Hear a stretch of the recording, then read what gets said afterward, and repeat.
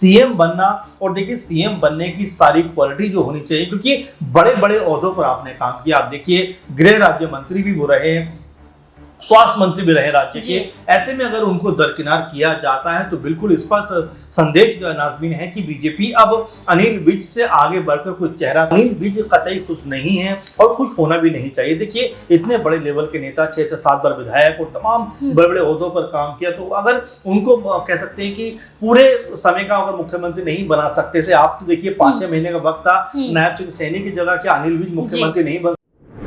नमस्कार, मैं नाज़मीन खान और आप देख रहे हैं SPN 9 न्यूज। माना कि औरों के मुकाबले कुछ ज्यादा पाया नहीं मैंने, खुद गिरता संभलता रहा, किसी को गिराया नहीं मैंने। ये लाइनें हैं हरियाणा के पूर्व गृह राज्य मंत्री अनिल विज की। अनिल विज का एक बार फिर से दर्द झलकता हुआ नजर आया है। इसी साल 3 राज्यों में विधानसभा चुनाव होने हैं, झारखंड, महाराष्ट्र और हरियाणा। और आगामी विधानसभा चुनाव से पहले यानी कि समय से पहले 2 और राज्यों में भी चुनाव हो सकते हैं, दिल्ली और बिहार। और विधानसभा चुनाव को देखते हुए राजनीतिक पार्टियां समीकरण बनाती हुई नजर आ रही हैं।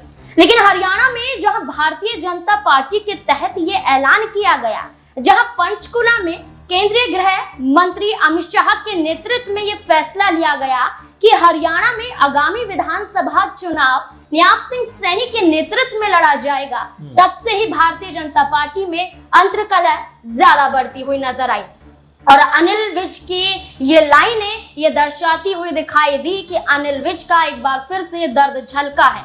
उन्हें मुख्यमंत्री के चेहरे के रूप में उतरना था, लेकिन हर बार की तरह हरियाणा में अनिल विज को भारतीय जनता पार्टी साइड करती हुई नजर आई है। आखिरकार इसकी क्या वजह है? क्या अनिल विज को मुख्यमंत्री बनाना भारतीय जनता पार्टी नहीं चाहती है, या अनिल विज से जुड़े हुए कोई किस्से हैं जिसकी वजह से भारतीय जनता पार्टी उन्हें साइड कर रही है? इससे जुड़े हुए तमाम सवाल बनते हैं। मेरे वरिष्ठ सहयोगी अमन सर मेरे साथ मौजूद हैं। सर आपका बहुत बहुत स्वागत है। सर अगर हम बात करें 2014 की, तो 2014 में भी जो भारतीय जनता पार्टी चुनाव जीतती हुई हरियाणा में नजर आई थी।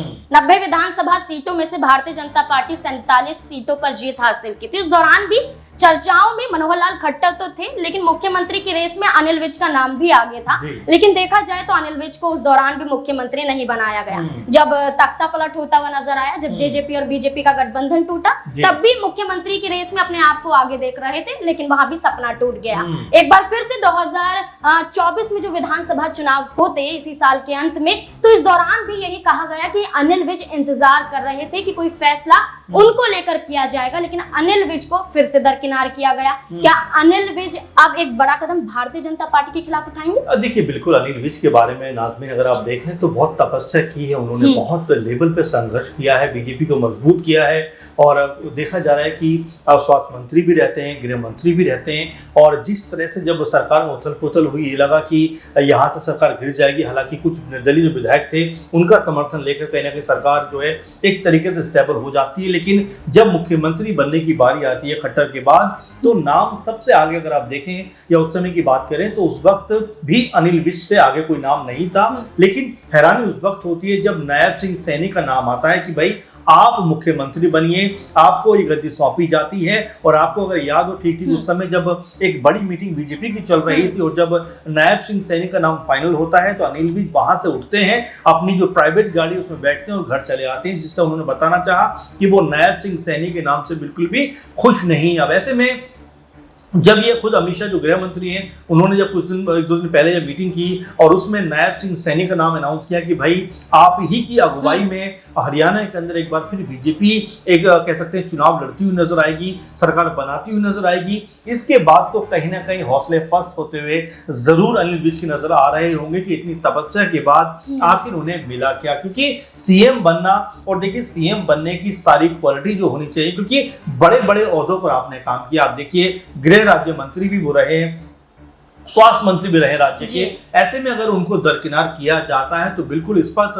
संदेश नाज़मीन है कि बीजेपी अब अनिल विज से आगे बढ़कर कोई चेहरा तलाश रही है, और वो चेहरा अब ऐसा लगता है नायब सिंह सैनी के रूप में बीजेपी को मिलता हुआ नजर आता है। अगर ऐसा होता है तो यहाँ से जो अनिल विज की राजनीति है उसके ऊपर पूरी तरीके से पूर्ण विराम लगता हुआ दिखाई पड़ेगा, क्योंकि एज एक ऐसा फैक्टर है कि 70 प्लस के आसपास वो दिखाई पड़ते हैं, और बीजेपी में कहा जाता है कि वे 70 के बाद जितने भी लोग हैं वो फिलहाल हमारे लिए अनफिट हैं। हालांकि पीएम मोदी इन सबसे ऊपर हैं, वो अलग हट जाते हैं सब पूरे मामले से।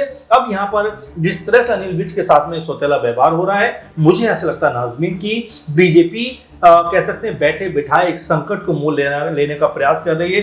आप देखिए 2024 के लोकसभा चुनाव में बीजेपी 10 सीटों पर जाती है, बड़े अनाउंसमेंट करती है और बयानबाजी करती है कि 10 की 10 सीटें हम जीतने वाले हैं। रिजल्ट जब आता है तो 5 सीटें तो कांग्रेस के पास आई, साथ में 2 से 3 सीटें ऐसी रही जिनके ऊपर उनके प्रत्याशी आ गए थे। तो आप ये मानकर चलिए कि इन 5 के अलावा भी 2 से 3 विधान जो सांसद क्षेत्र हैं वो ऐसे हैं जहां पर कांग्रेस पार्टी फाइट देती हुई नजर आएगी। ऐसा होता है तो बीजेपी का सरकार बनाने का जो सपना है वो यहाँ से धराशायी होता हुआ नजर आएगा। जी बिल्कुल, अगर हम अनिल विज की बात कर रहे हैं तो अनिल विज अंबाला विधानसभा क्षेत्र से 6 बार के विधायक रह चुके हैं। वही अनिल विज जब लोकसभा चुनाव के मद्देनजर स्टार प्रचारक के रूप में उन्हें आगे किया गया तो वो पूरे हरियाणा में प्रचार प्रसार करते हुए नजर नहीं आए, या कहें कि भारतीय जनता पार्टी के लिए प्रचार प्रसार करते हुए नजर नहीं आए, बल्कि सिर्फ अंबाला क्षेत्र के इर्द गिर्द ही वो घूमते हुए दिखाई दिए। तो ऐसे में आप ये देखिए कि अब कांग्रेस पार्टी में कुनबा भी बढ़ता हुआ सर नजर आ रहा है। अब ये देखने को मिला 30 कार्यकर्ता नेता भारतीय जनता पार्टी से भी अलग होते हुए, कोई जननायक जनता पार्टी से अलग होते हुए, कोई आम आदमी पार्टी से अलग होते हुए कांग्रेस पार्टी में शामिल होते हुए नजर आए। और ऐसे में खुद कांग्रेस पार्टी की तरफ से दावा किया गया कि अब वाकई कांग्रेस पार्टी जीत की कागार पर आगे पहुंच रही है। तो क्या अनिल विज जिस तरीके से भारतीय जनता पार्टी की तरफ से साइडलाइन किए जा रहे हैं, अगर हम ये देखें कि कांग्रेस पार्टी भूपेंद्र सिंह हुड्डा को छोड़कर, कुमारी सैलजा को छोड़कर अगर मुख्यमंत्री के चेहरे पर अनिल विज को कहीं ना कहीं सामने लेकर आती है, अगर दाम लगाए, अगर कहे कि हम आपको मुख्यमंत्री के चेहरे के रूप में उतारते हैं, तो क्या अनिल विज बगावत कर सकते हैं? देखिए अभी ये कहना तो बहुत मेरे ख्याल से अलग बात हो जाएगी, लेकिन हाँ ये जरूर है कि अनिल विज अब यहाँ से कोई बड़ा फैसला करते हुए नजर आएंगे। क्योंकि जो आपने शुरू में बात कही, जिस तरह से उन्होंने अपनी बात को सामने रखा है, वो बताता है कि अनिल विज कतई खुश नहीं है और खुश होना भी नहीं चाहिए। देखिए इतने बड़े लेवल के नेता, 6 से 7 बार विधायक और तमाम बड़े बड़े ओहदों पर काम किया, तो अगर उनको कह सकते हैं कि पूरे समय का अगर मुख्यमंत्री नहीं बना सकते थे, आप तो देखिए 5-6 महीने का वक्त था, नायब सिंह सैनी की जगह क्या अनिल विज मुख्यमंत्री नहीं बन सकते थे? कम से कम उनके नाम के साथ में पूर्व मुख्यमंत्री जुड़ता हुआ नजर आता है, लेकिन बीजेपी ने वो भी मौका उनको नहीं दिया। इसीलिए बारंबार उनको जो नाराजगी है वो निकलकर सामने आती है, क्योंकि अनिल विज जैसे नेताओं को साइडलाइन करने का जो चलन बीजेपी में देखने को मिल रहा है नाज़मीन, वो बारंबार देखने को मिल रहा है, जो पार्टी के लिए भी बहुत हितकर नहीं है। आप देखिए अश्विनी चौबे बिहार से, उनको आप साइडलाइन कर देते हैं, शहनवाज को आप साइडलाइन कर देते हैं, मध्य प्रदेश आप आइए वहां पर आप देखिए उमा भारती को आप साइडलाइन कर देते हैं, आप एक तरीके से शिवराज सिंह चौहान को साइडलाइन कर देते हैं। आप राजस्थान में आइए, राजस्थान में देखिए आपकी वसुंधरा राजे सबसे बड़ा नाम है बीजेपी के लिए, राजस्थान में उनको आप साइडलाइन कर देते हैं। अब हरियाणा में अनिल विज जैसे बड़े नेता को आप साइडलाइन कर देते हैं। तो ये बीजेपी का जो लगातार देखा जा रहा है कि जो उनके बड़े बड़े लीडर्स हैं, उनको जिस तरह से बीजेपी के नेता साइडलाइन कर रहे हैं, किनारे कर रहे हैं, वो बीजेपी के लिए आफत में कह सकते हैं वाला हो सकता है। क्योंकि बीजेपी को इन्हीं लोगों ने बड़ी जीत दिलाई है, इन्हीं लोगों के दम पर बीजेपी खुद को मजबूत कर पाए। लेकिन अगर इन लोगों को बीजेपी दरकिनार करेगी तो जिस भी राज्य में होंगे वहां पर बीजेपी को भारी नुकसान होता हुआ नजर आया। क्योंकि आपने सही कहा कि अनिल विज अगर पूरे मन से चुनाव प्रचार किए होते या उनको वो तवज्जो दी गई होती तो शायद बीजेपी के लिए और ज्यादा सीटें वो ला सकते थे, लेकिन जिस तरह से उनको दरकिनार किया गया। अब ऐसे में जब 1 से 2 महीने के बाद हरियाणा में विधानसभा चुनाव होने वाले हैं तो यहाँ पर बीजेपी को इसका खामियाजा उठाना पड़ेगा। क्योंकि अनिल विज जैसे नेता अगर बीजेपी की खेमे में नहीं होंगे, साथ नहीं होंगे, अगर उनके बागी सुर आ जाते हैं तो जाहिर बात मान के चलिए कि बीजेपी के लिए बहुत बड़ा नुकसान का सौदा साबित हो सकता है। सर एक आखिरी सवाल रहेगा, राव इंद्रजीत गुरुग्राम से चुनाव जीतते हैं लोकसभा का, लेकिन इसके बाद सीएम चेहरे को लेकर वो भी दांव आजमाते हुए नजर आए, उनके भी बागी तेवर देखने को मिले, सरकार को ही चुनौतियां देते हुए नजर आए अपनी। जैसे अनिल विज ने इन पंक्तियों के माध्यम से अपना दुख बयां कर दिया, क्या राव इंद्रजीत भी कोई बड़ा कदम उठाते हुए नजर आ सकते? देखिए राव इंद्रजीत के बारे में बिल्कुल आपने सही कहा, जिस तरह का उनका रुख दिखाई दे रहा है नाज़मीन, जाहिर बात है कि बीजेपी को, मैंने पहले भी कहा कि अपने जो सीनियर लीडर्स हैं उनके बारे में सोचना पड़ेगा कि किस तरह की अहमियत उनको देनी है, क्या कुछ ओहदा उनको देना है। क्योंकि ऐसे अगर आप उनको साइडलाइन करेंगे, दरकिनार करेंगे तो जाहिर बात है कि पार्टी पे इसका बुरा असर पड़ता है। और देखिए राव इंद्रजीत जिस तरह की बातें करते हुए नजर आते हैं, जिस तरह का कह सकते हैं उनके बयान सामने निकल कर आते हैं, ये स्पष्ट बताते हैं कि बीजेपी से वो कतई खुश नहीं है। वो तो यहाँ तक कहते हैं कि चुनाव से पहले मुख्यमंत्री का नाम का अनाउंस करिए और मुख्यमंत्री बनने के लायक अगर सबसे मजबूत चेहरा है तो वो राव इंद्रजीत हैं, ये ऐसा उनका कहना है। तो आप समझिए कि नायब सिंह सैनी का अगर नाम अनाउंस हो गया है तो राव इंद्रजीत भी यहाँ से खफा हो सकते हैं, क्योंकि गुरुग्राम जैसी सीट पर जहाँ पर राज बब्बर पूरा प्रभावी नजर आ रहे थे, उनको हराने वाले नेता अगर खुद अपनी पार्टी से नाराज हो जाए तो ये बीजेपी के लिए कहा जा सकता है। खुद उन्होंने अपने पैरों पर कुल्हाड़ी मारी, जिसका खामियाजा